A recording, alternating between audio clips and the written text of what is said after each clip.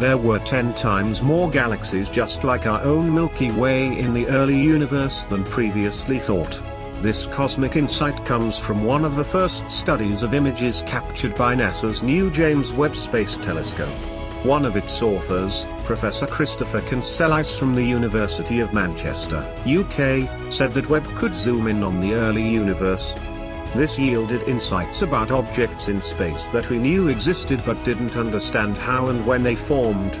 The study, which has been published on a preprint server, meaning it has yet to be peer-reviewed by other scientists in the field, used the first image released from the telescope. This image shows a foreground cluster of galaxies. The gravity of this great mass of objects has magnified the light of galaxies in the background, in distant universe, making them visible for the first time.